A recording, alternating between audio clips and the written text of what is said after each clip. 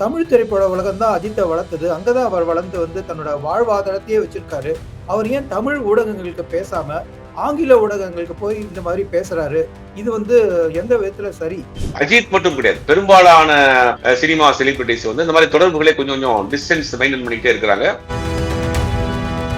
ரஜினி கமல் சேர்ந்து பண்ற படத்தை லோகேஷ் பண்ண போறாருங்கிற ஒரு செய்தி பரவலா போயிட்டு இருக்கு. அந்த கூலி படத்து ரிலீஸ் ஆகிறதுக்கு முன்னாடி இந்த ப்ராசஸ்ல ஆரம்பிச்சிட்டாங்க. சைலண்டா வச்சிருந்தாங்க. அப்போ ரிலீஸ் ஆனதுக்கு பிறகு அதை பத்தி அனௌன்ஸ்மெண்ட் கொடுக்கலாம் அப்படின்னு நினைச்சாங்க. பட் கூலி படம் எதிர்பார்த்த அளவிற்கு போகல. ஒரு டைரக்டரா வந்து அவர் மேல் பயங்கரமான விமர்சனம், பயங்கரமான அதிருப்தி ரஜினிகாந்த்.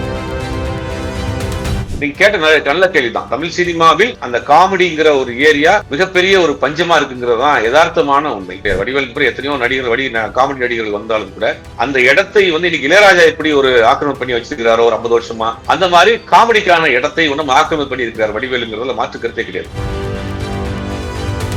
அவர் என்ன நினைச்சாரு தனுஷ் அப்படின்னா, சிவகார்த்தியன் ஒரு காமெடியனா ஒரு கேரக்டர் ஆர்டிஸ்டா தான் இருப்பாரு அப்படின்னு நினைச்சாரு. ஆனா அவருடைய வளர்ச்சி பாத்தீங்கன்னா அதான் அபார வளர்ச்சியா இருக்கு. தனக்கு எதிரான ஒரு போட்டியாளரை வந்து நிக்கிறார்.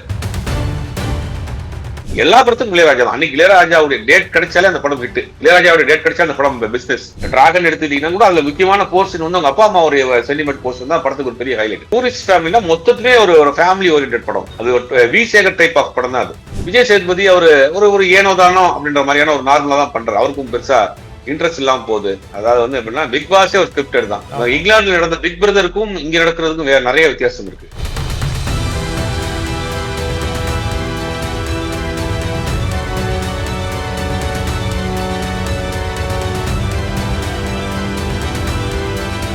வணக்கம் சிவா 1440 நேயர்களே. இன்று நம்மை திரைப்படங்களை விட திரைப்படங்களை சூழ்ந்திருக்கும் கான்ட்ரவர்சிகள் அதிக சுவாரஸ்யப்படுத்துகின்றன. அவை ஏன், எதற்கு, எப்படி, யார் என்றெல்லாம் நமக்கு கேள்விகள் எப்பொழுதும் எழுகின்றன. ஸோ இந்த கான்ட்ரவர்சிகள்லாம் பதிலளிப்பதற்காக இன்று நம்முடன் திரு சுபேர் அவர்கள் இணைந்திருக்கிறார். வணக்கம் சார். வணக்கம். இப்ப 2 நாளா நம்ம விட்ட ஒரு பெரிய முக்கியமான விஷயம் போயிட்டு இருக்கு. அது வந்து நடிகர் அஜித்தை பத்தி. அஜித் வந்து ஒரு ஆங்கில ஊடகத்துக்கு பேட்டி கொடுத்து அதுல வந்து நம்ம கரூர் ஸ்டாம்பீட இணைக்கிற மாதிரி ஒரு பதிலும் கொடுத்திருக்காரு. அப்புறம் வந்து அவர் சொல்றாரு, தமிழ் படங்கள்ல, தமிழ் திரைப்படங்கள்ல ரசிகர்கள் எப்படி இருக்காங்க, மீடியா எப்படி இருக்கு, இதெல்லாம் ஆனா ஆங்கில ஊடகத்துக்கு கொடுத்திருக்காங்க. சோ இப்போ சில பேர் சொல்றாங்க, தமிழ் திரைப்பட உலகம் தான் அஜித்தை வளர்த்தது. அங்கதான் அவர் வளர்ந்து வந்து தன்னோட வாழ்வாதாரத்தையே வச்சிருக்காரு. அவர் ஏன் தமிழ் ஊடகங்களுக்கு பேசாம, ஆங்கில ஊடகங்களுக்கு போய் இந்த மாதிரி பேசுறாரு? இது வந்து எந்த விதத்துல சரி அப்படின்னு கேக்குறாங்க. இதுக்கு என்ன காரணம் நீங்க நினைக்கிறீங்க? அது ஒரு நியாயமான கேள்விதான். ஏன்னா அஜித்தை உருவாக்கியது தமிழ் சினிமா தான். அவர் அறிமுகமானது தெலுங்கு படமாக இருந்தாலும் கூட அவர் தமிழ் சினிமா ரசிகர்கள் தான். தமிழ்நாட்டில் தான் அவரை வந்து இன்னைக்கு உச்சத்தில் தூக்கி வைத்து கொண்டாடி கொண்டிருக்கிறார்கள். இன்னும் ரசிகர்கள் பெரும் கூட்டம் இங்கேதான் இருக்கு. அதுல மாற்று கருத்து கிடையாது. ஆனா ஆரம்பத்துல அஜித்தை பொறுத்த வரைக்கும் பத்திரிகையாளர்களோடும் ஊடகங்களோடும் மிக நெருக்கமாக இருந்தார். பத்திரிகையாளர்களுக்கு உதவி செய்வது, அவர்களோடு பயணிப்பது, பெருசெல்லாம் நிறைய பத்திரிகையாளர்களோட நம்ம லிங்க்ல இருந்தார். நிறைய தனிப்பட்ட முறையிலையும் பேசக்கூடிய நபராகத்தான் இருந்தார். ஆனா ஒரு காலகட்டத்துக்கு மேல ரஜினிகாந்த் அவர்கள் தான் என்ன சொல்றாருன்னா, நீங்க ஊடகத்தோடு கொஞ்சம் விலகிருங்க அப்படின்னு ஒரு அட்வைஸ் கொடுக்குறாரு. அதுல இருந்து அவர் கொஞ்சம் கொஞ்சமா விலகிறாரு. சமீபத்துல அவர் வருஷத்துக்கு ஒரு படம் தான் நடிக்கிறார். அது 6 மாசம் தான் இந்தியாவில் இருக்கிறார். 6 மாசம் வெளிநாடுகள்ல இந்த ரேஸ் அந்த மாதிரியான விஷயங்கள் இருக்கிறதுனால பத்திரிகையாளருடைய தொடர்பு சுத்தமாக இல்லாம போயிடுச்சு. அதுக்கு நிறைய காரணங்கள் இருக்கு. இன்னைக்கு அந்த ஆஃப் த ரெக்கார்ட் அப்படிங்கிற ஒரு விஷயம் ஊடகங்கள்லயும் பத்திரிகையிலையும் இருக்கும். நீங்க ஒரு சினிமா செலிபிரிட்டியா இருக்கலாம், இல்ல ஒரு பொலிட்டிக்கல் செலிபிரிட்டியா இருக்கலாம். அவங்க நம்மகிட்ட பர்சனலா நிறைய விஷயங்கள் ஷேர் பண்ணிட்டு ஆஃப் த ரெக்கார்டு அதை போட்டுறாதீங்க, அதை பிரிண்ட் பண்ணிடாதீங்கன்னு ஒரு கலாச்சாரம் இருந்தது. அது ஒரு எத்திக்காவே இருந்தது. ஆனா இன்னைக்கு வந்து சின்ன சின்ன யூடியூப்ஸ் நிறைய ஊடகங்கள் பெருத்து போனதுனால பரபரப்பான செய்திகளுக்காக என்ன பண்றாங்கன்னா, ஏதாவது ஒரு தம்ப்நெயில்ல போட்டுறணும், அவங்ககிட்ட இருந்து ஏதாவது ஒரு முக்கிய ஃப்ரெஷ்ஷான ஒரு நியூஸ் கிடைச்சிடாதா, பரபரப்பான செய்திகள் கிடைச்சிடாதான்னு நிறைய இந்த மாதிரி ஆரம்பிச்சிட்டாங்க. அது எல்லாரும் இல்லை, இன்னைக்கு ஸ்டாண்டர்டா இருக்கக்கூடிய பத்திரிகையாளர்கள், ஸ்டாண்டர்டா இருக்கக்கூடிய ஊடகங்கள் அதை கொஞ்சம் எத்திக்கை ஃபாலோ பண்றாங்க. ஒரு சிலர் புதுசா வர்றவங்க ஆர்வக்கோளாறுல ஏதாவது பண்ணிடுறாங்க. அதெல்லாம் கூட இன்னைக்கு அஜித் மட்டும் கிடையாது, பெரும்பாலான சினிமா செலிபிரிட்டிஸ் வந்து இந்த மாதிரி தொடர்புகளே கொஞ்சம் கொஞ்சம் டிஸ்டன்ஸ் மெயின்டைன் பண்ணிக்கிட்டே இருக்கிறாங்க. ஒருவேளை அஜித் அதுவும் கூட ஒரு காரணமாக இருக்கலாம். ஆனா என்னன்னா, அவர் ஆங்கில ஊடகத்துக்கு பேசியிருக்காரு. நமக்கு வந்து இப்ப கேள்வி எழுது, அவர் ஏன் தமிழ் ஊடகத்துல பேசல, ஆங்கில ஊடகத்துல பேசுறாருன்ட்டு. சோ நீங்க சொல்ற இந்த மாதிரி செயல்கள்லாம் தமிழ் ஊடகங்களுக்கு மட்டும்தான் நடக்குதா? ஆங்கில ஊடகங்கள்ல நடக்கலையா? இல்ல, ஆங்கில ஊடகங்கள்ல இவர் செலக்ட் பண்ணி தான் கொடுக்குறாரு. அதே மாதிரி தமிழ் ஊடகங்களையும் செலக்ட் பண்ணி இவர் கொடுக்கலாம். இப்ப ஆங்கில ஊடகங்கள்ல அவர் எல்லா ஊடகங்களுக்கும் கொடுக்கறது கிடையாது. செலக்ட் பண்ணி ஒரு சில ஊடகங்களை அவருக்கு இது கரெக்டா இருக்கும் நம்பிக்கையில கொடுக்குறாரு. அதே மாதிரி தமிழ்நாட்டில் இருக்கக்கூடிய அவருக்கு எத்தனையோ நல்ல ஊடகங்கள், ஸ்டாண்டர்டான ஊடகங்கள், 50 ஆண்டுகளுக்கு மேல் நடத்தக்கூடிய பெரிய பெரிய ஊடகங்கள்லாம் இருக்கு. அதையெல்லாம் இவர் செலக்ட் பண்ணலாம். அதை ஏன் முற்றிலுமாக தவிர்க்கிறாருன்னு தெரியல. அது இல்லாம அவர் ஆங்கிலத்துல தான் பேசுறாரு. தமிழ்நாட்டில் இருக்கக்கூடிய பல பேருக்கு அது புரியுமாங்கிறதும் ஒரு ஒரு சந்தேகம் தான். ஏன்னா எல்லாருக்கும் ஆங்கிலம் தெரிஞ்சா கூட நம்ம தாய்மொழியில் பேசுறப்ப அது கொஞ்சம் நமக்கு ஈஸியா அந்த ஃபீல் கனெக்ட் ஆகும். அதை இவர் தொடர்ந்து தவிர்க்கிறாரு. வரக்கூடிய காலங்கள்ல அதை அவர் செய்வார்னு நம்புது. ஏன்னா அது ஒரு பெரிய விமர்சனமாவே போயிட்டு இருக்கு. இப்ப நேற்று அவர் கொடுத்த இன்டர்வியூல இருந்து சோசியல் மீடியா முழுவதுமே அவருக்கு ஆதரவாகவும் எதிர்ப்பாகவும் ஒரு விமர்சனமாவே போயிட்டு இருக்கு. கண்டிப்பா வரக்கூடிய காலங்கள்ல அதை அவர் கன்சிடர் பண்ணுவார்னு நினைக்கிறேன். அது அவருடைய தனிப்பட்ட விருப்பமும் இருக்கு. அவர் அவர் செயல்பாடை எப்படி செஞ்சுக்கிறான்னு நம்ம பார்ப்போம். சார், இப்போ ரஜினிகாந்தும் கமல்ஹாசனும் சேர்ந்து ஒரு படத்துல நடிக்கிறதா இருந்தது. அந்த படத்தை முதல்ல லோகேஷ் கனகராஜ் டைரக்ட் பண்றதா இருந்து அவரை நீக்கப்பட்டதா ஒரு நீக்கப்பட்டு திரு நெல்சன் அவர்கள் இயக்கிறதா செய்திகள் வருது. இதுக்கு பின்னணி என்ன சார்? இல்ல, முதல்ல லோகேஷ் கனகராஜ் விக்ரம்னு ஒரு படம் பண்ற கமல் வச்சு நமக்கு எல்லாம் தெரியும். அந்த படம் சூப்பர் டூப்பர் ஹிட். அந்த படம் ப்ராசஸ் போயிட்டு இருக்க நேரத்துல கமல்கிட்ட சொல்றாரு, நீங்க 2 பேரும் சேர்ந்து ஒரு படம் பண்ணணும் சார், அது நான் பண்றேன், எனக்கு ஒரு ப்ராஜெக்ட் இருக்குன்றார். ஆல்ரெடி ராஜ்கமல் பிலிம்ஸ்க்கு ரஜினிகாந்த் அவர்களுடைய டேட் இருக்கு. விஸ்வரூபம் படத்துல இப்ப வாங்கி வச்ச டேட் அதை யூஸ் பண்ணாம தள்ளி போச்சு. சரி, அப்ப சேர்ந்து பண்ணுவோம். இப்ப முதல்ல விக்ரம் பண்றாரு, அதுக்கு அடுத்த படம் கூலி பண்றாரு. 2 பேருடைய ஸ்டாரையும் அவருக்கு ஹேண்டில் பண்ணக்கூடிய அளவுக்கு ஒரு பக்குவம் வந்துருவாரு. அந்த படத்தை முடிச்சுட்டு வரட்டும், சேர்ந்து பண்ணுவோங்கிற மாதிரி இருந்துச்சு. அந்த கூலி படத்தை ரிலீஸ் ஆகிறதுக்கு முன்னாடி இந்த ப்ராசஸ்ல ஆரம்பிச்சிட்டாங்க. சைலண்டா வச்சிருந்தாங்க. அப்போ ரிலீஸ் ஆனதுக்கு பிறகு அதை பத்தி அனௌன்ஸ்மெண்ட் கொடுக்கலாம் அப்படின்னு நினைச்சாங்க.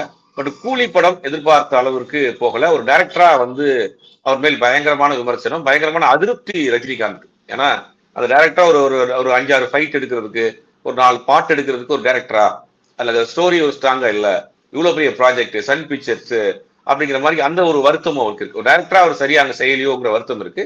ஆனா இந்த ப்ராஜெக்ட் டிசைன் பண்ற ப்ராஜெக்ட் அப்படி இருக்கு. ஆனா அதுல லோகேஷை கொண்டு வரணுமா வேணாமாங்கிறது ரஜினி அவர்கள் யோசிக்கிறார். இதுதான் நடந்தது. அப்புறம் அந்த ப்ராஜெக்ட் இப்போதைக்கு அப்படியே ஹோல்ட்ல போட்டிருக்காங்க. ஏன்னா லோகேஷ் ஒரு படத்துல ஹீரோவா நடிக்கிறார். அருண் மாதேஸ்வரனுடைய டைரக்ஷன்ல சன் பிக்சர்ஸ் தயாரிக்கிற படத்துல நேத்து அந்த படத்தினுடைய இதெல்லாம் அனௌன்ஸ்மெண்ட்லாம் ஷூட்டிங் ஆரம்பிச்சு போயிட்டு இருக்காங்க. இப்ப அந்த படம் ப்ராஜெக்ட் போயிட்டு இருக்கிறதுனால இப்ப அது தள்ளி வைக்கிறாங்க. இப்ப சுந்தர் சி ரஜினி ராஜ்கமல் பிலிம்ஸ் தயாரிக்கிற படத்தை தான் இப்போதைக்கு ஆரம்பிக்கிறாங்க, அதாவது ஜெயிலர் 2க்கு பிறகு. ஆனா இதுக்கு இடையில அந்த ரஜினி கமல் சேர்ந்து பண்ற படத்தை லோகேஷ் பண்ண போறாருங்கிற ஒரு செய்தி பரவலா போயிட்டு இருக்கு. அது ஒன்றும் உறுதிப்படுத்தல. அதாவது ஒரு ஐடியாவாக அவர் ஒரு லைன் சொல்லியிருக்காரு, அது சரியா இருக்கும் அப்படின்னு ரஜினி நம்புறாரு. இனி ஜெயிலர் 2 ரிலீஸ் ஆகி ஜெயிலர் 2 உடைய இதை பொறுத்து தான் நெல்சன் அதுல இருக்கிறாரா என்னங்கிறது தெரியும். சரி சார், இப்ப உங்கள்கிட்ட ஒரு கேள்வி கேட்கணும். இப்ப நம்ம நடிகர் விஜய் ஜனநாயகன் அதுக்கு முடிஞ்சப்பறம் அவர் தீவிர அரசியல்ல ஈடுபட போடுவார்னு நம்ம எல்லாருக்கும் ஓரளவு புரிஞ்சுக்க முடியுது. சோ இப்ப நான் உங்கள்கிட்ட கேட்க விரும்பிய கேள்வி அவருடைய மகனை பத்தி. சோ சஞ்சய் திரைப்படத்துக்கு வரப்போறாரா, அவர் வரப்போறாருன்ற ஒரு பின்னாடி தகவல் அவர் அவருடைய முயற்சிகள் எல்லாமும் தெரிஞ்சது. இப்ப அது எந்த இடத்துல இருக்கு சார்? இல்ல, அவருடைய படம் ஆல்மோஸ்ட் ஒரு 80% அவர் டைரக்ட் பண்ற படம் முடிஞ்சிச்சு. படமே லைகா ப்ரொடக்ஷன் அந்த படத்தை தயாரிக்கிறாங்க. சஞ்சய் அந்த படத்தை டைரக்ட் பண்றாரு. அந்த படத்தினுடைய படப்பிடிப்பே 80% முடிஞ்சிச்சு. அதுல இன்னொரு 20% தான் பேலன்ஸ் இருக்கு. அது முடிஞ்சதுன்னா படமே ரிலீஸ் ஆயிரும். இப்ப அவரு டைரக்ஷன், அவருடைய வேலைகள், அவருடைய அசிஸ்டன்ட், அவருடைய ஆபீஸ்னு அவர் ஒரு பக்கம் பரபரப்பா வேலை பார்த்துட்டு தான் இருக்கு. சோ சஞ்சய் பத்தி உங்களுடைய பதில் ரொம்ப நல்லா இருக்கு. நம்ம பார்ப்போம் அவர் படம் எப்படி வருது, அவர் எந்த அளவுல திரையுலகத்துல நுழைய போறாரு, தமிழ் திரையுலகத்துல நுழைய போறாரா, எல்லாத்தையுமே பார்ப்போம். சார், இப்போ தமிழ் சினிமால ஒரு காலத்துல நிறைய நகைச்சுவை நடிகர்கள் இருந்தாங்க. இப்ப நகைச்சுவை நடிகர்களே இல்லாத மாதிரி ஒரு தோற்றம் வருது. இதுக்கு என்ன காரணம் சார்? யாராவது புதுசா வராங்களா உங்களுக்கு தெரிஞ்சு? வடிவேலுக்கு பிறகு அந்த இடம் காலியா தான் சார். அது மாற்று கருத்தே கிடையாது. வடிவேலுக்கு பிறகு எத்தனையோ நடிகர்கள் காமெடி நடிகர்கள் வந்தாலும் கூட அந்த இடத்தை இன்னைக்கு இளையராஜா எப்படி ஒரு ஆக்கிரமிப்பு பண்ணி வச்சிருக்கிறாரோ ஒரு 50 வருஷமா, அந்த மாதிரி காமெடிக்கான இடத்தை ஒன்னும் ஆக்கிரமிப்பு பண்ணி இருக்கிறார் வடிவேலுங்கிறதுல மாற்று கருத்தே கிடையாது. ஏன்னா நீங்க ஒவ்வொரு காலகட்டத்துக்கு ஒரு ஆல்டர்னேட்டிவ் வந்துகிட்டே இருந்தாங்க. நீங்க ஆரம்பத்துல பாத்தீங்கன்னா நாகேஷ், அவர் ஒரு பாடி லாங்குவேஜோட ஒரு காமெடி, சுருளிராஜன், தேங்காய் சீனிவாசன், இவங்க எல்லாத்துக்குமே ஒரு தனித்துவமான அடையாளம் இருக்கும். ஒருத்தவங்க மாதிரி ஒருத்தவங்க இருக்கவே மாட்டாங்க. சுருளிராஜன் பாத்தீங்கன்னா அவர் ஒரு பாடி லாங்குவேஜ் காட்டுவாரு, நாகேஷ் அவர் ஒரு பாடி லாங்குவேஜ், தேங்காய் சீனிவாசன் சின்ன சின்ன புது வார்த்தைகளை போட்டு அவர் பேசுவார். இவங்க எல்லாத்துக்குமே தனித்தனியான அடையாளங்கள் இருந்தது. அதற்கு பிறகு பாத்தீங்கன்னா கவுண்டமணி செந்தில், அவங்க 2 பேரும் லான்வாடி மாதிரி ஒரு டூயல் காமெடி, அதுல அதுக்குள்ள சின்ன சின்ன டைமிங்லாம் இருக்கும். அதற்கு பிறகு விவேக் அண்ட் வடிவேலு அப்படிங்கிற காமெடி, விவேக் ஒரு பேட்டர்ன்ல பண்ணார். வடிவேலை பொறுத்த வரைக்கும் ஒரு சின்ன சின்ன டைலாக்கை அவருடைய மாடுலேஷன்லேயே காமெடியா மாற்றக்கூடிய மிகப்பெரிய ஒரு ஜாம்பவான்னா வடிவேல் தான். ஆனா அதற்கு பிறகு பாத்தீங்கன்னா நிறைய பேர் காமெடி வந்தாங்க, சில படங்கள் பண்ணாங்க, காமெடி பண்ணாங்க. சந்தானம் அந்த காலகட்டத்தில் இருந்தாரா, பட் அவர் ஹீரோவா போயிட்டாரு. இப்போ காமெடி அப்படிங்கிற ஒரு ஏரியாவே பஞ்சமா இருக்கு. இப்ப சூரி நடிச்சிட்டு இருந்தாரு, அவரும் இப்ப ஹீரோவா போயிட்டாரு. திருப்பி வந்து அவர் காமெடி பண்ணுவாராங்கிறது தெரியல. காமெடி ஓரியன்டா கதை பண்ணுவாராங்கிறது கூட சந்தேகமா இருக்கு. ஏன்னா ஃபுல்லாவே அவருக்கு ஆக்ஷன் ஓரியன்டான படங்கள் தான் பண்ணிட்டு இருக்காரு. அப்போ காமெடி ஏரியாங்கிறது சினிமாவில் ஒரு பஞ்சமாக இருக்கு. அது வந்து எவர்கிரீன் ஃபார்முலா காமெடிங்கிறது. ஒரு கதையை நீங்க வந்து காமெடியா சொல்றப்ப வந்து உங்களுக்கு ஈஸியா ரீச் ஆகிரும், மக்களுக்கு பிடிக்கும். ஏன்னா சினிமாங்கிறதே ஒரு என்டர்டைன்மெண்ட் தான். என்டர்டைன்மெண்ட்ல அதுல காமெடி ஒரு மேஜர் பார்ட் அது. பட் இதுல என்ன பண்றாங்கன்னா மேக்சிமம் இப்போ அந்த ஏரியாவே காலியா இருக்கு. ரெண்டாவது வடிவேல் அப்படிங்கிறது அவரும் கொஞ்சம் ஏஜ்டா இருக்கு, உடம்பு கொஞ்சம் மாறி போச்சு. யோகி பாபு பண்றாரு. யோகி பாபு இப்ப ஹீரோவா போயிட்டாரு. நீங்க கேட்ட நல்ல கேள்விதான். தமிழ் சினிமாவில் அந்த காமெடிங்கிற ஒரு ஏரியா மிகப்பெரிய ஒரு பஞ்சமா இருக்குங்கிறது தான் யதார்த்தமான உண்மை. ஆமா. சோ இது ஒரு சந்தர்ப்பம். நேயர்களே, உங்களுக்கு காமெடி நல்லா வரும்னா முயற்சி பண்ணுங்க. நாங்கலாம் காத்துட்டு இருக்கோம் உங்களத பார்க்கறதுக்கு. சார், இப்ப நம்ம சிவகார்த்திகேயன பத்தி நான் ஒரு கேள்வி கேட்கணும். அவர் வந்து சமீபத்துல நெறைய திமுக அரசியல் நிகழ்ச்சிகள் எல்லாம் கலந்துக்கிறாரு. அவர் என்ன திமுகவோட அம்பாசிடரா மாறப் போறாரா? இல்ல இப்ப அந்த பராசக்தி படத்தை தயாரிக்கக்கூடிய ஆகாஷ் பாஸ்கர் வந்து அந்த திமுக அந்த ஃபேமிலியில இருக்கக்கூடிய ஒருத்தர் தான் அந்த படத்தை தயாரிக்கிறார். அந்த சி.கே. ரங்கநாதன் சொல்லிட்டு கெவின் கேருடைய வீட்டு பொண்ணை தான் திருமணம் பண்ணியிருக்கிறாரு. அவர் வந்து கலைஞருடைய மகள், மு.க. முத்து அவர்களுடைய மகள். அந்த குடும்பத்தில் ஒரு படம் பண்றாங்க. எப்பயுமே சினிமா கம்பெனியை பொறுத்த வரைக்கும் ஒரு படம் அந்த கம்பெனில ஒர்க் பண்றாங்கன்னா அந்த அந்த சம்பந்தப்பட்ட நிகழ்ச்சிகளுக்கு போறது, கல்யாணத்துக்கு போறது, அந்த படம் ப்ராஜெக்ட் முடிகிற வரைக்கும் அந்த கம்பெனியோட நெருக்கமா இருப்பாங்க. அப்புறம் முடிஞ்சோடனே அடுத்த கம்பெனிக்கு போயிடுவாங்க. ஒருவேளை இந்த பராசக்தி படம் தான் இப்ப பண்ணிட்டு இருக்காரு. லாங் ப்ராஜெக்டா பண்றாங்க, பெரிய ப்ராஜெக்ட். அப்ப 6 மாசம் 7 மாசம் அதுல டிராவல் பண்றாரு. ஒருவேளை அதனால அவங்க கூப்பிடுறதுனால ஒரு போய்க்கலாம். ஏன்னா நிறைய அந்த ஒரு நிகழ்ச்சிக்கு போனாங்க. வெற்றிமாறன் போனாரு, அப்புறம் வந்து நம்ம லப்பர் பந்து டைரக்டர் போனாரு, சிவகார்த்தியன் போனாங்க. அந்த மாதிரி ஒரு வளர்ந்து வரக்கூடிய ஒரு நடிகரா இருக்கிறோம். கவர்மெண்ட் சப்போர்ட் நமக்கு இருக்கட்டும், ஒரு பெரிய இடத்துல ஒரு கான்டாக்ட்ல இருப்போம் அப்படிங்கிறது எல்லாருமே நினைக்கக்கூடிய விஷயம் தான். ஒருவேளை அதனால அவர் அதை பயன்படுத்திருக்கலாம். சரி, பாப்போம் என்ன நடக்குதுன்னு. சார், இப்போ கொஞ்சம் சமீபத்துல கொஞ்சம் பின்னாடி நடந்த ஒரு பிரச்சனை இது. அதாவது அமீர், கார்த்தி, ஞானவேல் ராஜா இவங்க 3 பேரையும் சூழ்ந்து, அவங்க குடும்பத்தையே சூழ்ந்து இந்த பிரச்சனை வந்து ரொம்ப வெளிப்படையா தெரிய ஆரம்பிச்சது. சோ அந்த பிரச்சனை இப்ப எப்படி சார் இருக்கு? அதை ஏதாவது தீர்க்க முயற்சி பண்றாங்களா? இல்லாட்டி மூடி வச்சிருக்காங்களா? இல்ல, அந்த பிரச்சனை வந்து கிட்டத்தட்ட ஒரு 15 வருஷ பிரச்சனை. இடையில வந்து ஒரு படம் ஆடியோ லான்ச்ல ஆரம்பிக்கப்பட்டது. அது பெரிய மாறி மாறி விவாதங்கள் ஆச்சு. 2 பேரும் மாறி மாறி குற்றச்சாட்டுகள் சொன்னாங்க. அந்த டைம்ல 2 பேரையும் சமாதானம் பண்ணி இந்த பிரச்சனையை சால்வ் பண்றதுக்கு சில பேர் முயற்சி பண்ணாங்க. அந்த பிரச்சனையை முடிச்சிருவோம் அப்படின்னு. பட் அப்பயும் கூட அது முடியல. ஆனா அதுக்கு முன்னாடி இவங்க இந்த பிரச்சனை வெளியே வர்றதுக்கு முன்னாடி ஒரு கேஸ் ஒண்ணு இருக்கு கோர்ட்ல. 2 பேருமே போட்டிருக்காங்க மாறி மாறி. இப்ப அந்த இடையில அந்த பிரச்சனை இவங்க பேச்சுவார்த்தையால் முடிக்க முடியாம அந்த கேஸ் பெண்டிங்ல இருக்கு. அந்த தீர்ப்பு வந்தா தான் என்னங்கிறது தெரியும். அந்த கேஸ் இன்னும் போயிட்டு இருக்கு. அந்த கேஸ் யார் சார் நடத்துறாங்க? யார் அந்த கேஸ் பின்னாடி இருக்காங்க? 2 பேருமே இருக்காங்க சார். 2 பேர் தரப்புலையுமே போட்டிருக்காங்க. 2 பேர் தரப்பையுமே மாறி மாறி போட்டிருக்காங்க. அந்த கேஸ் எதை பத்தி, எதுக்காக அவங்க கோர்ட்டுக்கு போயிருக்காங்க? எல்லாவது இவரு தரப்புல சொல்றாருன்னா, நான் இந்த படத்துக்கு ஒரு ப்ரொடியூசரா ஒரு அமௌண்ட் செலவு பண்ணிருக்கேன், அந்த அமௌண்ட் எனக்கு கொடுங்க. ஆமீர் என்ன ஃபர்ஸ்ட் காப்பி பிரைஸ்ல வாங்கினேன். அதுக்கு படத்தோட எக்ஸ்ட்ரா செலவாயிருச்சு. அந்த எக்ஸ்ட்ரா செலவானதுக்கு நான் சில இடங்களை கடன் வாங்கி போட்டிருக்கிறேன். படம் ரிலீஸ் ஆன பேர் செட்டில் பண்றேன்னாங்க, செட்டில் பண்ணல. ஏன்னா படத்துல இருந்து மொத்தமா நான் வெளியில வந்துட்டேன். அப்ப எனக்கு கொடுக்க வேண்டிய பேமெண்ட் கொடுங்க, அதுக்குண்டான ஆதாரம் இருக்கு, டாக்குமெண்ட் இருக்கு, யார்கிட்ட வாங்கியிருக்கிறேன் அப்படின்னு அவர் சைட்ல இருந்து அவர் தான் முதல்ல கோர்ட்டுக்கு போயிருக்காரு இந்த டாக்குமெண்ட் எல்லாம் எடுத்துக்கிட்டு. இப்ப இவங்க தரப்புல இருந்தும் போயிருக்காங்க. அது மாறி மாறி அந்த கேஸ் கிட்டத்தட்ட ஒரு 15 வருஷமா போயிட்டு இருக்கு. சார், அதே மாதிரி இன்னொரு கேள்வி உங்களை திருப்பியும் சிவகார்த்திகேயனை பத்தியே கேட்கணும். சோ தனுஷ் தான் அவரை வந்து திரைப்படத்துல முதல்ல ரொம்ப பெரிய லெவல்ல இன்ட்ரோடியூஸ் பண்ணாரு எதிர்நீச்சல் படம் மூலமா. அப்ப வந்து நம்ம நிறைய கேள்விப்படுறோம். இப்ப வந்து சிவகார்த்திகேயன் ரொம்ப முன்னுக்கு வர வர தனுஷ்க்கு அதுல அவ்வளவா திருப்தி இல்லைன்ட்டு. இதை பத்தி நீங்க ஏற்கனவே சில வீடியோக்கள்ல பேசினது நான் அறிவேன். அதை இப்ப வந்து ஒரு மாதிரி அவங்க நட்புறவா மாறுறாங்களா, இல்லாட்டி இதெல்லாம் இப்படியே தான் தொடருமா சார்? இல்ல, சினிமாவை பொறுத்த வரைக்கும் சிவகார்த்திகேயனை சினிமாவுக்கு அழைச்சிட்டு வந்தது தனுஷ் தான். அதுல மாற்று கருத்தே கிடையாது. ஒரு டெலிவிஷன் ஆங்கரா இருந்தவரை அவருடைய 3 படத்துலதான் ஒரு சின்ன கேரக்டர் பண்றாரு. அவருடைய சொந்த படத்திலேயே அவர் எதிர்நீச்சல் படத்துல கதாநாயகனாக அறிமுகப்படுத்துறாரு. அவர் தான் டைரக்டர் கொடுத்தாரு. ஆரம்ப காலத்துல 2 பேருக்கு நெருக்கமாக இருந்தது. அவர் என்ன நினைச்சாரு தனுஷ் அப்படின்னா, சிவகார்த்திகேயன் ஒரு காமெடியனா, ஒரு கேரக்டர் ஆர்டிஸ்டா தான் இருப்பாரு அப்படின்னு நினைச்சாரு. ஆனா அவருடைய வளர்ச்சி பாத்தீங்கன்னா அதான் அபார வளர்ச்சியா இருக்கு. தனக்கு எதிரான ஒரு போட்டியாளரை வந்து நிக்கிறார். அப்படிங்கும் போது அது அவங்களுக்குள்ள ஒரு சின்ன ஒரு ஈகோ கிளாஸ் நடக்குது. ஏன்னா இது வந்து எப்படி எடுத்துக்கலாம் அப்படின்னா, நம்ம பார்த்த ஒரு நபர் வந்து நமக்கு எதிராக ஒரு போட்டியாளர் ஆகுறாரு. ஆனா தனுஷ் அப்படி நினைக்கவே இல்லை. அவர் ஒரு கேரக்டர் ரோல் பண்ணுவார், ஒரு காமெடி ரோல் பண்ணுவார், நம்ம படங்கள் ஏதாவது பண்ணிட்டு ஒரு ஆர்டிஸ்டா இருப்பாரு அப்படின்னு நினைக்கிறப்ப ஆனா சக போட்டியாளரா வந்து நிக்கிறாரு. ஈக்குவலா அவரும் ஒரு ஹீரோவா நிக்கிறார், அவரும் ஆக்ஷன் ஹீரோவா பண்றாரு, அவருக்கு ஒரு ஃபேன் ஃபாலோவர்ஸ் வர்றாங்க. அப்படிங்கிற போது அந்த போட்டி 2 பேருக்குமே இதுல யார் மேல தப்பு யார் மேல சரின்னு சொல்ல முடியாது. அவர் பாயிண்ட் ஆஃப் வியூல பார்த்தா அவர் பாயிண்ட் ஆஃப் வியூல ஒரு கதை சொல்வாரு, இவர் பாயிண்ட் ஆஃப் வியூல பார்த்தா இவர் பாயிண்ட் ஆஃப் வியூல நான் வளர்த்து விட்ட பையன் இவர் சொல்வாரு, என்னை யார் வளர்க்கலன்னு அவர் சொல்வாரு. ஆனா வந்து யதார்த்தம்ங்கிறது சிவகார்த்திகேயன் அறிமுகப்படுத்தியது வந்து தனுஷ் தான். தனுஷ் இன்னைக்கு வாய்ப்புகள் கிடைக்காம எத்தனையோ பேர் வந்து இன்னைக்கு சினிமாவில் காத்திருக்காங்க. அதுல மாற்று கருத்தே கிடையாது. சிவகார்த்திகேயனோட தனுஷை விட திறமையான ஆட்கள் வந்து இன்னைக்கு வாய்ப்புகளுக்காக இயங்கிட்டு இருக்காங்க. அப்படிங்கும்போது வாய்ப்புகளை முதலில் ஒருத்தவங்க அந்த விளக்கை யார் ஏத்துறதுன்னு இருக்கு இல்லையா, அதை ஏற்றி வைத்தவர் வந்து தனுஷ் தான். அன்னைக்கு பிரகாசமா எரிஞ்சிட்டு இருக்குன்னா அந்த விளக்கை ஏற்றி வைத்தவர் வந்து தனுஷ் தான். என்னன்னா அவங்களுக்குள்ள ஆரம்ப காலத்துல நெருக்கமாகத்தான் இருந்தாங்க. வளர்ச்சிகள் வந்து ஒருத்தர் மீறி போறப்ப அது வந்து அவங்களுக்குள்ள அது ஒரு போட்டியாக மாறுது. போட்டியாக மாறப்ப இவருக்கு ஏற்ற மாதிரி அவர் ஆபீஸ் போறது, இவர் ஏரியாவில் அவரே வீடு வாங்குறது அப்படிங்கிற ஒரு போட்டியில் என்னன்னா இன்னைக்கு 2 பேருமே வந்து ஒரு போட்டியாளர்களாக நிக்கிறாங்க. சோ இதுல தன்னை வந்து பெரிய போட்டியாளரா நினைச்சுக்கிட்டது சிவகார்த்திகேயனா, இல்லாட்டி வந்து தனக்கு நிகரா இவர் வராரு அப்படின்னு நினைச்சுக்கிட்டது தனுஷா? யார் இதுல வந்து இது இன்னும் கொஞ்சம் சரியா புரிஞ்சுக்கணும்னு நினைக்கிறேன். இல்ல இதை வந்து எப்படி நம்ம எடுத்துக்கலாம் சார், தனுஷ் ஆல்ரெடி எஸ்டாப்ளிஷ்டான ஆர்டிஸ்டா இருக்கிறாரு. அதான் சிவகார்த்திகேயன் உள்ள கொண்டு வர்றாரு. அப்படிங்கும் போது இவர் இவ்வளவு பெரிய வளர்ச்சி அடைய மாட்டாருன்னு அவர் தெரியும். ஆனா அந்த ஆட்டிடியூட்ல வந்து சிவகார்த்திகேயன் வந்து கொஞ்சம் சரியா நடந்திருக்கும். இப்ப பஞ்சவர்ணாச்சலம் இளையராஜா சம்பந்தமான விஷயங்கள் சொல்லுவாங்க. அதுல நீங்க கேட்க கேட்க நமக்கு அது பிரமிப்பா இருக்கு. அவர் அறிமுகப்படுத்தியது இளையராஜா தான். ஆனா அவர் கடைசி உயிரோடு இருக்கிற வரைக்கும் அவர் முதல்ல பார்த்தவொடனே அவரை வந்து கால் ஆசீர்வாதம் வாங்கிட்டு தான் உட்கார வச்சு வர இளையராஜா, அவர் உயிரோடு இருக்கிற வரைக்கும். அதே நேரம் இளையராஜா ஒரு நாளைக்கு 5 படம் 6 படம் பிஸியா மியூசிக் போட்டு இருக்கப்ப இவர் தியேட்டருக்குள்ள போனார்னா இவருடைய படத்தை தான் முதல்ல ரெக்கார்டிங் பண்ணுவார்.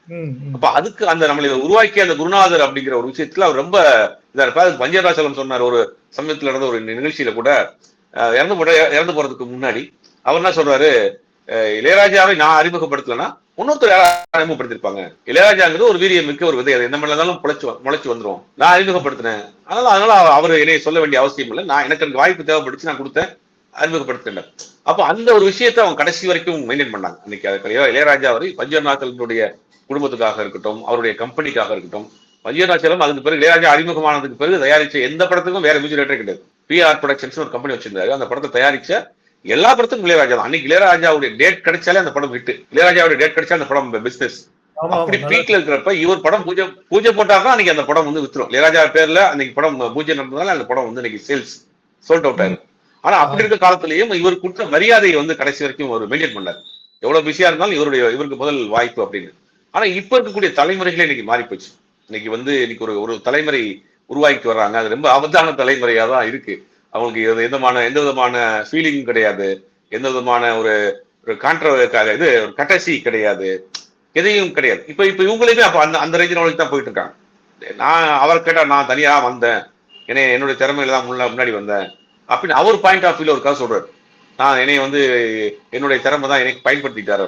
தனுஷை பொறுத்த வரைக்கும் இது வரைக்கும் எதுவுமே பேசாம இருக்கு. அதுல நம்ம பார்க்க வேண்டியதா இருக்கு. நீங்க விமர்சனங்களை கூட தனுஷ் வந்து கண்டுக்கிறாம தான் எப்பயாவது மேடையில பேசுறாரு.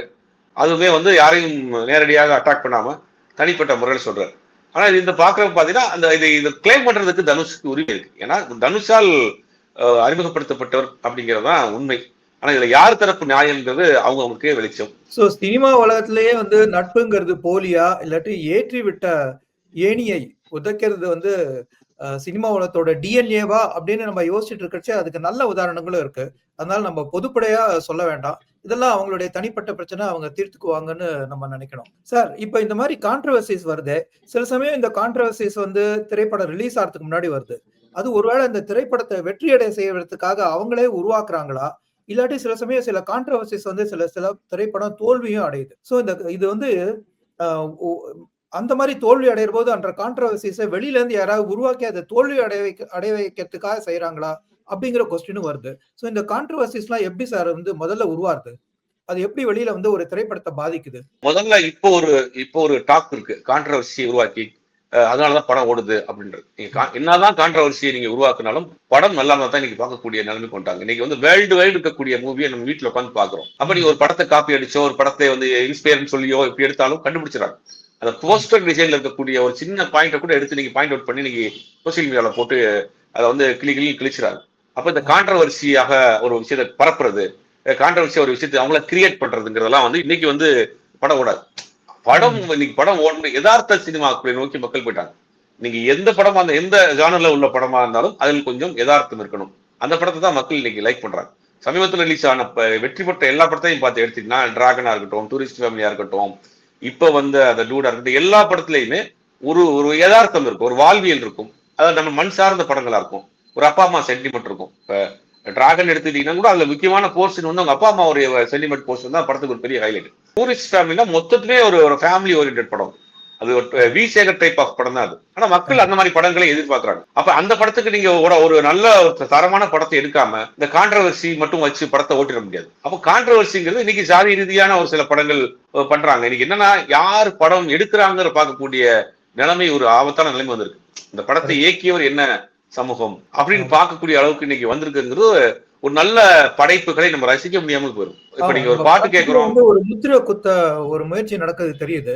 இப்ப டியூட் படத்தை எடுத்துட்டாங்க, அதுல ரொம்ப கான்ட்ரவர்சி இருக்கு. அதுல அந்த கதையில அவங்க சொல்ல வர கருத்துக்கள், அதை இப்ப இருக்கிற ஒரு கலாச்சார மீறல், இதெல்லாம் சொல்லி காமிச்சு இந்த மாதிரி எல்லாம் ஒரு கான்ட்ரவர்சியை கிரியேட் பண்றதே அந்த படத்தை வெற்றியடை பெற வைக்கிறதுக்கு தானோ அப்படிங்கிற மாதிரி ஒரு தோற்றத்தை உருவாக்குது. அதுக்காக தான் அந்த கேள்வியை நான் கேட்டேன். இல்ல இந்த டியூட் படம் சார் இது மாதிரியான படங்கள் நிறைய வந்திருக்கு. ஏன்னா அந்த பேட்டர்ன்ல நிறைய படங்கள் பண்ணிருக்காங்க. அன்னைக்கு பிளாக் அண்ட் ஒயிட் காலத்திலேயே தான் காதலித்த ஒரு பொண்ணை தன் அப்பா திருமணம் பண்ணிட்டு வந்துருவாரு, பார்த்தா சித்தியா மாறிடுவாங்க, தன்னை விட வயதுக்கு மூத்து, அந்த மாதிரி படங்கள் வந்திருக்கு. ஆனா இதுல என்னன்னா அந்த பெண் கல்யாணத்துக்கு முன்னாடியே கர்ப்பம் ஆயிடுறாங்கிற ஒரு விஷயம் மட்டும் தான் அந்த கொஞ்சம் மீறலா இருக்கு.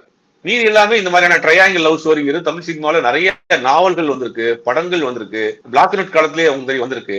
அதனால அது இது கலாச்சார சீரழிவு நம்ம சொன்னாலும் கூட இன்னைக்கு சமூகத்தில் அதை தாண்டி பல விஷயங்கள் நடந்துட்டு. ரியலா பாத்தீங்கன்னா இன்னைக்கு அந்த ஜென்சி கிட்ஸ் அப்படின்னு சொல்லக்கூடிய அவர்கள் மத்தியில இந்த உறவுமுறை கலாச்சாரம்ங்கிறதே புது புது பேர்களை வைத்தவங்க பழகிட்டு இருக்காங்க. ஒன்னும் அதெல்லாம் ஒண்ணு சினிமாவில் ஒன்றும் காட்டல. லிவிங்கிறது அதுவே நம்ம ஒரு பெரிய அதிசயம். அதெல்லாம் தாண்டி இன்னைக்கு போயிட்டாங்க. அதெல்லாம் தாண்டி ஒரு வாழ்க்கை இங்க வாழ்ந்துட்டு இருக்கிறாங்க. பாத்தீங்கன்னா இன்னைக்கு சென்னையில இருக்கீங்க, யூஎஸ்ல இருக்கீங்க, ஹாலோவன் டே இன்னைக்கு நேத்து கொண்டாடிட்டு இருக்காங்க தமிழ்நாட்டுல, சென்னையில. அந்த மாதிரி கலாச்சாரம் வெஸ்டர்னை ஃபாலோ பண்ணணும் அவங்க அப்படின்னு நினைக்கிறாங்க. அது மாதிரி வாழணும்னு நினைக்கிறாங்க. பீஸா பர்கர் தான் சாப்பிடணும்னு நினைக்கிறாங்க. இப்படி ஒரு கலாச்சாரத்துல நீங்க மக்கள் கூட்டமா போயிட்டு இருக்காங்க. அப்படிங்கும் போது எனக்கு தெரிஞ்சு அதுல காட்டப்பட்டது ஒரு பெர்சன்டேஜ் தான். அதை விட மோசமான கலாச்சாரத்துல நீங்க ஒரு பல பேர் வாழ்ந்துட்டு இருக்காங்க அப்படிங்கிறது. ஆனா நீங்க திரைப்படத்துக்குன்னு ஒரு சில கட்டுப்பாடுகள் இருக்கு. அதை மீறி அவங்க பண்ணவும் முடியாது. சென்சார் போர்டு இருக்கு, அனுபவிச்சிருப்பாங்க. பட் அந்த கதை கலங்குறது ஒரு ட்ரையாங்கிள், அதுக்குள்ள நடக்கக்கூடிய ஒரு விஷயம். அவ்வளவுதான் அதை எடுத்துக்கிற முடியும். கரெக்ட். கதைங்கிறது ஒரு கதையை உருவாக்குறோடைய சுதந்திரம். அதுல நம்ம நிச்சயமா தலையிட விரும்பல. ஆனா நீங்க முதல்ல சொன்ன மாதிரி இதை ஒரு சாதிய கண்ணோட்டத்தோட பாக்குறது, இல்லாட்டி இது உருவாக்கினவர்களுடைய பின்னணி என்னன்னு பாக்குறது, அதெல்லாம் நம்ம நிச்சயமா தவிர்க்கணும். அப்பதான் கதை எழுத வரவங்க சுதந்திரமா கற்பனை பண்ணி கதை எழுத வருவாங்க. இல்ல அது படைப்பாளிகளுக்கு மட்டும் கிடையாது சார், ஒரு ரசிகனுக்கும் அது உங்களுக்கு ஒரு ரிசெப்ஷனா இருக்கும். நம்ம ஒரு தெலுங்கு பாட்டு கேட்கிறோம், ஒரு கன்னட பாட்டு கேட்கிறோம், ஒரு மலையாள பாட்டு கேட்கிறோம், ஒரு ஹிந்தி பாட்டு கேட்கிறோம், ஒரு இங்கிலீஷ் பாட்டு கேட்கிறோம். அவர் யாரு, அந்த பாட்டை எழுதியவர் யாரு, அந்த பாட்டை மியூசிக் டைரக்டர் யாரு, ஓஹோ ஒரு கேரளா சேர்ந்த ஒரு பாட்டு போட்டு இருக்காரா, அப்ப இந்த பாட்டை கேட்க வேடான்னு சொல்ல முடியுமா? அப்ப நல்ல ரசனைகளே நீங்க ரசிக்க முடியாம போயிடும். இந்த மொழி பார்த்து, மதம் பார்த்து, சாதி பார்த்து ஒரு படைப்பை ரசிக்க ஆரம்பிச்சோம்னா நம்ம நல்ல படைப்புகளை ரசிக்க கூட நமக்கு மனசு எல்லாம் போயிடும். அந்த கண்ணோட்டத்திலிருந்து நம்ம ஆடியன்ஸாக வெளியே வந்துட்டாங்கன்னா அது ஒரு சேஃப், நல்ல படமா பார்க்கலாம், அவ்வளவுதான். பிடிக்கலையா ஆஃப் பண்ணிடலாம், அவ்வளவுதான். அந்த எண்ணோட்டத்தை போயிட்டு அவர் யாரு, அவர் பேக்ரவுண்ட் என்ன அப்படிங்கறது பார்த்தா நல்ல படைப்புகள் நம்மளே ரசிக்க முடியாம போயிடும். நல்லது சார். ஸோ இப்போ அடுத்தது நான் நம்ம நடிகர் ஸ்ரீகாந்த், நடிகர் கிருஷ்ணா, இவங்க 2 பேரும் ஒரு போதை வழக்குல சில மாதங்கள் முன்னாடி சிக்கினாங்க. அதுல பல விதமான சட்டவிரோத பண பரிமாற்றம் இருந்ததோ அப்படிங்கிறது வெளியில வந்தது. ஸோ இப்ப அதுக்கப்புறம் அவங்க பெயில்ல வந்துட்டாங்கிறது எல்லாரும் அறிந்த விஷயம். இப்ப அந்த விஷயம் எப்படி சார் இருக்கு? இது பின்னாடி நடந்த விஷயங்களை இப்ப யாராவது பஸ் பண்ணி யாராவது சரி பண்ண முயற்சி பண்றாங்களா? இல்ல, இப்ப நேத்து கூட அவருக்கு கிருஷ்ணாவுக்கு 2 நாளைக்கு முன்னாடி இடி சம்மன் அனுப்பி அது சம்பந்தமான விசாரணை எல்லாம் பண்ணிருக்காங்க. இந்த பண பரிமாற்றம் எதுவும் பண்ணிருக்கீங்களா, வேற எதுவும் டிரான்சாக்ஷன் நடந்திருக்கா அப்படின்னு அந்த விசாரணை போயிட்டு இருக்கு. இடி சம்பந்தமான விசாரணை போயிட்டு இருக்கு. இந்த விசாரணை முடிவுல தான் அவங்க எதுவும் உண்மையிலேயே பண்ணிருக்காங்களா, இல்ல வேற ஏதாவது அவங்க யாராவது சிக்க வைக்கப்பட்டிருக்கிறாங்கிறதுலாம் தெரிய வரும். ஸோ அது கோர்ட்ல அந்த கேஸ் இருக்கிறதுனால நம்ம அதோட புரிஞ்சுப்போம் நம்ம. ஸோ இப்ப கமலஹாசன் தக் லைஃப் படுத்தும் போது ஒரு பெரிய பிரச்சனையை உண்டாக்கினார். ரிலீஸ் ஆகிறதுக்கு முன்னாடி கன்னட மொழி தமிழ் மொழியில தான் பிறந்தது அப்படின்ட்டு அது ஒரு பெரிய இஷ்யூவாகி பேசப்பட்டது. அதுக்கப்புறம் அதை கடந்து தக் லைஃப் கோர்ட்டோட ஆர்டர் படி ரிலீஸ் ஆகி ஓடிச்சு. இப்ப இந்த மாதிரி பிரச்சனை எப்படி வருது? இது ஏன் இது எதேர்ச்சியா வந்ததா, இல்லாட்டி நம்ம தப்பா புரிஞ்சுக்கிட்டாங்களா, இதுல ஏன் இப்படி நடந்தது? இப்ப இதுல இருந்து ஏதாவது ஒரு படிப்பினை கருத்துக்கிட்டாரா கமலஹாசன்? அதாவது டங் ஸ்லிப் தான் சார். அது ஏறக்குறைய அவர் பெருமையா பேசுறேன்னு நினைச்சு அது அங்க ஒரு பிரச்சனையா மாறினதுதான் அந்த உண்மையான நிலவரம். அவர் என்ன சொல்றாருன்னா, எல்லா மொழிக்கும் தாய்மொழி தமிழ் தான், நம்ம எல்லாம் ஒன்னாதானே இருந்தோம், ஒட்டுமொத்தமாக ஆங்கில ஆட்சி காலத்துல மெட்ராஸ் ரீஜனா தானே இருந்துச்சு அப்படிங்கிறது அந்த அந்த அர்த்தத்துல அவர் சொல்றாரு. அது அந்த தப்பா கன்வே ஆயிடுச்சு. அந்த கன்வே ஆனவங்க என்ன சொல்றாங்க, இல்ல இல்ல நீங்க எப்படி சொல்லலாம் தமிழ்ல இருந்து பிறஞ்ச மொழி அப்படின்னு. இல்ல நம்ம ஒன்னாதான் இருந்தோம், ஒற்றுமையா தான் இருக்கிறோம், நாங்கெல்லாம் அப்படிதான் இருந்தோம்ன்றது அந்த அர்த்தத்துல அந்த ஒற்றுமையை வலியுறுத்தி தான் சொன்னாரு. அது தவறா கன்வே ஆகி அங்க பெரிய பிரச்சனையாகி அந்த படம் ரிலீஸ் ஆகிற நேரத்துல படத்தை அங்க ரிலீஸ் பண்ண விடாம அந்த படம் தமிழ்நாட்டு ரிலீஸ் ஆகி பெருசா போகாம அதுக்கு பிறகு கோர்ட் ஆர்டரோட வாங்கி அப்பயும் படம் போகாம போயிடுச்சு. அது ஒரு தப்பான ஒரு விஷயமா கன்வே ஆனதா அது. இது மாதிரி விஷயங்கள் இனிமே நடந்து நம்மள வந்து திரைப்பட உலகம் பாதிக்கப்படக்கூடாது. அதுதான் நம்மளுடைய ஒரே இது. இப்ப புதுசா ஒரு விஷயத்துக்கு வரேன் சார். இந்த அஜ்மல் அமீர் அவருடைய வைரல் வீடியோ, அதாவது அவர் வந்து ஒரு கார்ல வந்து ஒரு ஒரு பெண்ணோட பேசுறதாவும், அதுல வந்து சரியான முறையில பேசாதாவும் ஒரு வைரல் வீடியோ வந்து போச்சு. அதுல என்ன சார் உண்மை? இல்ல அந்த வீடியோ வரையெல்லாம் போயிட்டு இருக்கு. பட் அவர் இது வரைக்கும் அது தான் தான் இல்லைங்கிறதை மறுக்கவும் இல்லை, விளக்கமும் கொடுக்கல. ஆனா அது வந்து அவர் இன்னொரு தரப்புல சொல்றாங்க அது வந்து ஏஐ பண்ணிருக்காரு, இல்ல இவர் இப்படித்தான் பேசினாரு அப்படின்றது. அது முழுவதுமான அந்த டீட்டெயில் நமக்கு தெரியல. அவர் வேற ஒரு மாநிலத்தை சேர்ந்தவருக்கு, இங்க அவர் பெருசா அவருக்கு இங்க தெரியாது அப்படிங்கிறதுனால அது ஒன்றும் பெருசா ஒன்றும் நமக்கு அதை பத்தின தெரியல. பட் அதை மறுக்காம இருக்கிறாருங்கிறதா இது வரைக்கும் உண்மையா இருக்கு. சரி, இப்ப பாத்தீங்கன்னா இந்த வைரல் வீடியோ எப்படி வந்தது அப்படிங்கிற பின்னணிக்கு நம்ம போக வேண்டாம். ஆனா இந்த மாதிரி ஒரு பெரிய நடிகர்களை அவங்கள பின்பற்றதுக்குன்னே ஏதாவது ஒரு கும்பல் இருக்கா? இல்லாட்டி அப்படி ஒரு கும்பலை அவங்களே நியமிச்சு இது மாதிரி ரகசியமான அவங்க அவங்க ரகசியம் சொல்றதை எடுக்கிறதுக்கு இன்னொரு ரகசியமா வந்து அதை வெளில விடுறாங்களா? எப்படி இதெல்லாம் வெளில வருது? எல்லா பிரபலியங்களுக்கும், பெரும்பாலான பிரபலியங்களுக்கும் ஒரு ரகசியம் பின்னாடி அவங்களுக்கே இருக்கு. அந்த ரகசியத்தை நம்ம தோண்டனா அது ரொம்ப இருக்கும், சினிமா தான் இருக்கும். அது அந்த ரகசியங்கள் அது சில நேரங்கள்ல வெடிச்சு வெளியே வந்துடும்.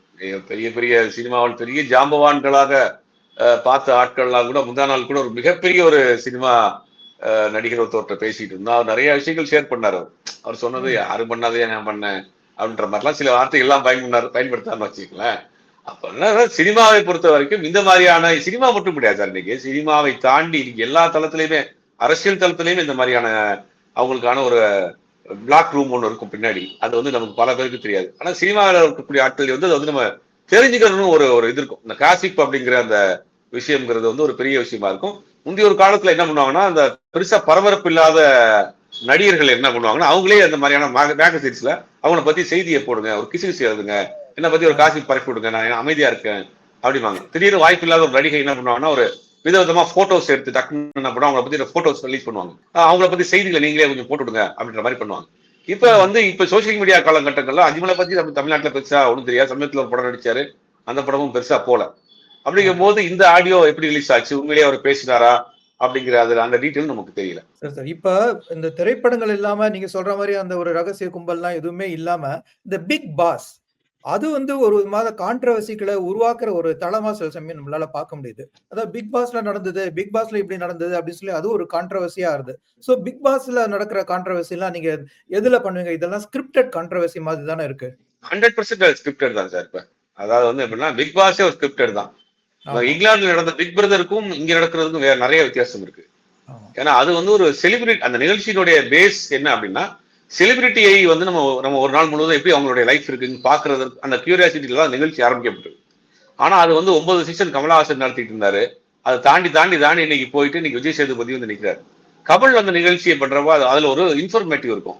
ஒவ்வொரு வாரமும் சனி ஞாயிறு ஒரு வர்றப்ப ஒரு இன்ஃபர்மேஷன் சொல்லுவார், ஒரு புத்தகத்தை பத்தின அறிமுகம் சொல்லுவாரு, அவர் லைஃப்ல நடந்த இன்சிடென்ட சொல்லுவாரு, அங்க இருக்க பிக் பாஸ் ஹவுஸ்ல இருக்கக்கூடியவங்களுக்கு ஒரு அட்வைஸ் சொல்லுவாரு, அவர் அனுபவத்திலிருந்து சொல்லுவாரு.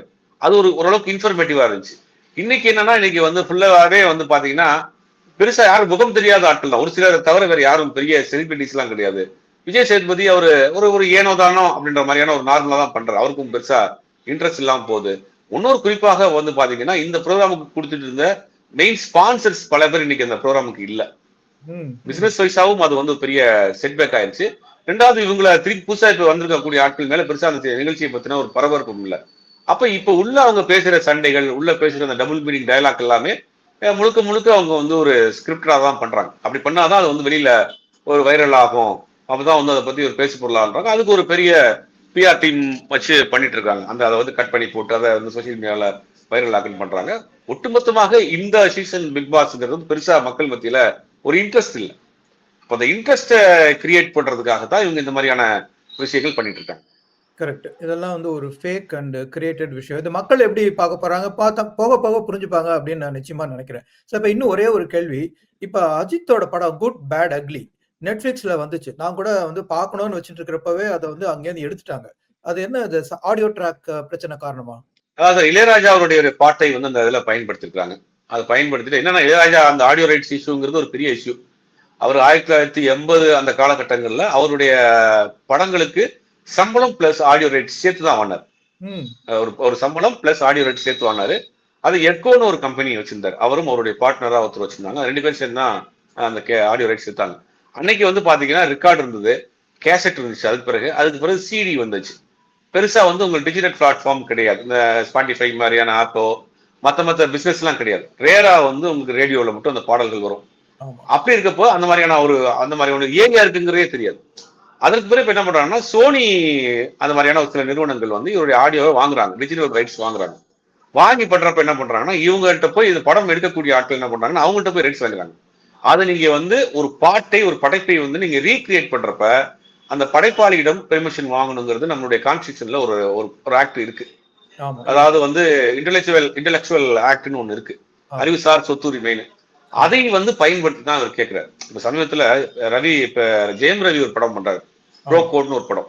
அந்த படத்துல புது புத்தகங்கள் வந்த படத்துல வந்து கல்யாண மாலை பாட்டை பயன்படுத்துறாரு. நேரடியாக இளையராஜா அவர்கிட்ட போறாங்க, அவர்கிட்ட ஒரு மாலையை போட்டுட்டு ஆசீர்வாதம் வாங்கிட்டு, சார் இந்த பாட்டுக்கு இந்த படம் நல்லா இருக்கும், இந்த பாட்டு கரெக்டா இருக்கும் இந்த சுச்சுவேஷனுக்கு பயன்படுத்திருந்தேன் ஓகேட்டார். அப்ப தமிழ்நாட்டில் கொடுக்க வேண்டாமா? அதானே நியாயம். ஆமா, அதாவது நீங்க அவர் என்ன சொல்றாரு, என்னுடைய படைப்பை நீங்க ரீக்ரியேட் பண்றீங்க, சிதைக்கிறீங்க. அப்படி பண்றப்ப ஆட்டோமேட்டிக்கா சட்ட ரீதியாகவே எனக்கு கேட்கறதுக்கு உரிமை இருக்கு.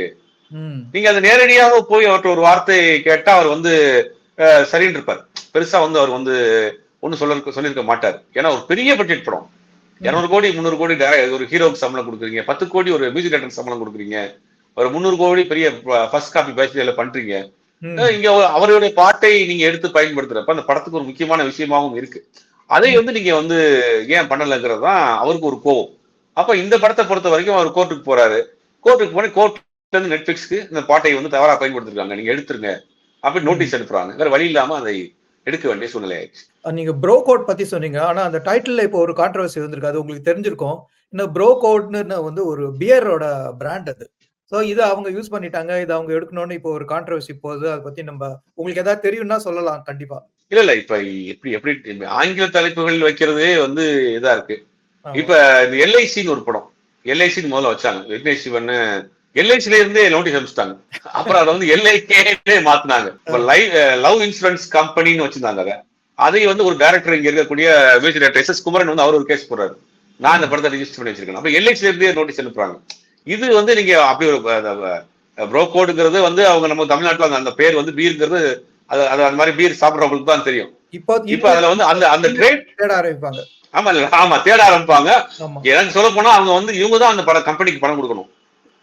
அந்த கம்பெனி தான் ஜெயம் ரவிக்கு பணம் கொடுக்கணும். ஏன்னா அவர் தான் ப்ரோமோட் பண்றாரு. இப்ப முன்ன ஒரு காலத்துல அப்படித்தான் நடந்துச்சு. இப்ப சினிமாவில ஒரு பாட்டும் போது வேணும்ட்டே வந்து அந்த பேனர்ஸ் எல்லாம் வைப்பாங்க. அவங்க எந்த ப்ராடக்ட விற்கணும்னு நினைக்கிறாங்க. அது ரொம்ப பிரபலமா போடுறது வந்து ஒய் திஸ் கொலவெரிடி. அந்த பாட்டை பாத்தீங்கன்னா ஃபுல்லா விளம்பரமா இருக்கும். ஏன்னா அந்த பாட்டு படத்துக்கு முன்னாடியே ரொம்ப பிரபலம் ஆயிடுச்சு.